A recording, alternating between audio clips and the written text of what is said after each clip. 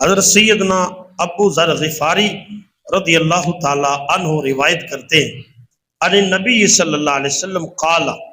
من اغتسل یوم الجمعۃ، نبی رحمت صلی اللہ علیہ وسلم نے فرمایا جس بندے نے جمعے کے دن غسل کیا فاحسن غسلہ، اور اچھے طریقے سے غسل کیا، وتطہر فاحسن طہورہ، اور پاکیزگی حاصل کی اور اچھے طریقے سے پاکیزگی حاصل کی۔ مراد اس سے یہ ہے کہ اپنی ہر طرح کی صفائی کی، زیر ناف بال اتارے، اچھے طریقے سے اس نے طہارت حاصل کی۔ اور آگے فرمایا وَلَبِسَ مِنْ أَحْسَنِ ثِيَابِهِ،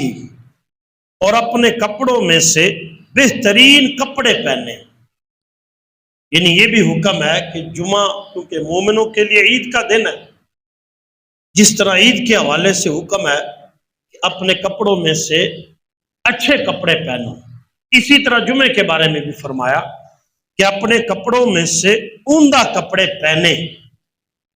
وَمَسَّ مَا كَتَبَ اللَّهُ لَهُ مِن طِيبِ أَهْلِهِ، اور پھر اس نے اچھے طریقے سے عطر بھی لگایا، یعنی خوشبو بھی لگائی۔ ثم أتى الجمعة، پھر وہ جمعہ کی نماز کے لیے آیا۔ وَلَمْ يَلْغُ وَلَمْ يُفَرَّقْ بَيْنَ اثْنَيْهِ،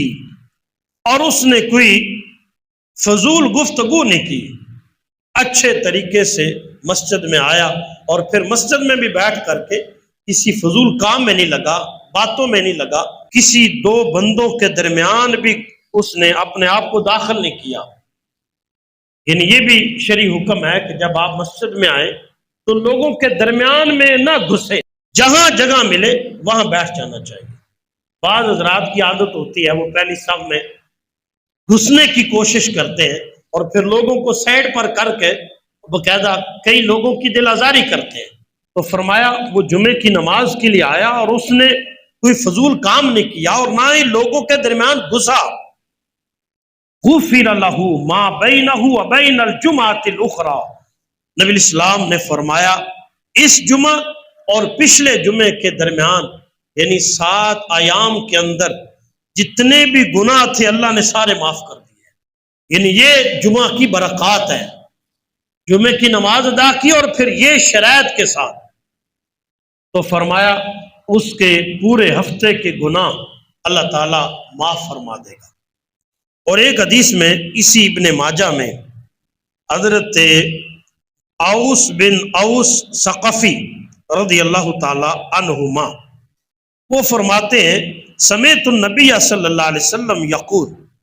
میں نے سنا امام الانبیاء فرما رہے تھے من غسل یوم الجمعۃ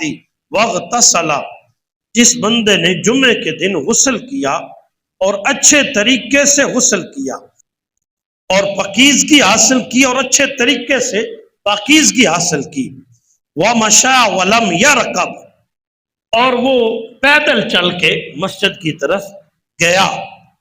ودنا من الامام، اور اسے امام کے قریب جگہ مل گئی، فاستمع، اس نے کان لگا کر کے خوب خاموشی کے ساتھ خطبہ سنا، ولم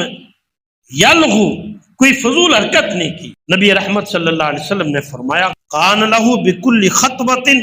عمل سنۃ، نبی اسلام نے فرمایا اللہ تعالیٰ اس کے لیے ہر قدم کے بدلے 1 سال کا عمل، 1 سال کے روزوں کا اور رات کے قیام کا ثواب اللہ اس کے نامہ اعمال میں لکھ دیتا ہے۔ کو 1 سال کی عبادت کے روزوں اور 7 قیام کا بھی ثواب اس کے نامہ اعمال میں لکھ دیا جاتا ہے۔